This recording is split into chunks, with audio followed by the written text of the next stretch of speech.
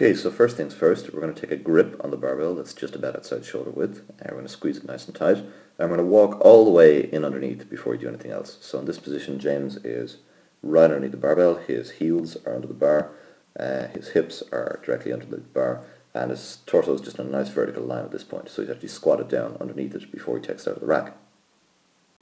So to take a closer look at exactly where we're putting the bar, we're going to carry that thing in what's called the high bar position, so up here on the back of the traps.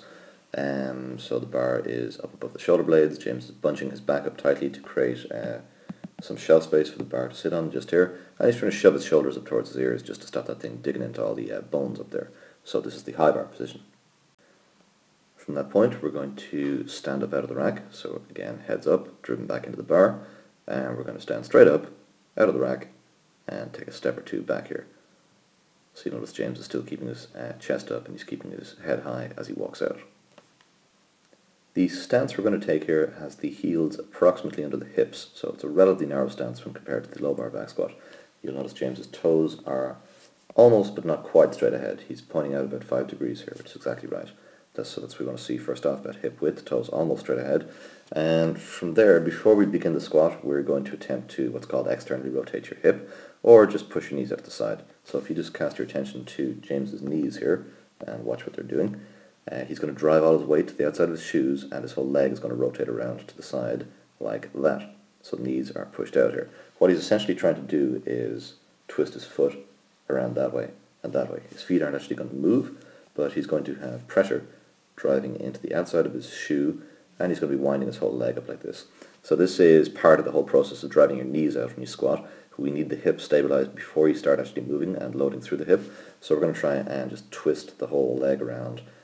Turn your toes around that way, and that's going to wind the entire leg up like so and get the hip in a nice braced tight position before we start the squat.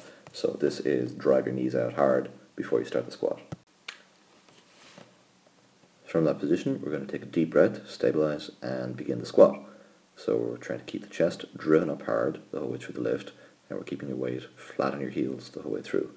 So if we take a look at what's going on here with the bar pad, we'll see a straight line. Bar remains directly over the middle of the heel. Bar remains directly over the middle of the foot. Your weight remains in your heel. Primarily when we talk about keeping your chest up in a high bar back squat, we're trying to prevent any forward movement of the bar here. So we're trying to keep that guy straight up and down. You'll notice James's torso is pretty close to vertical the whole way through here. There's no significant forward lean going on. And we're staying flat over the heel the whole way through. Finally, having successfully completed the rep, all we've got to do is re-rack the bar. Here's the correct way to do it. We're just going to keep walking forward until you hit the uprights of the rack on both sides, and then slide the bar back down onto the horizontals to place it back in. So this is why the uprights in the rack are so tall. These guys here are deliberately built quite high on a good rack, so that you get some tactile feedback on both sides.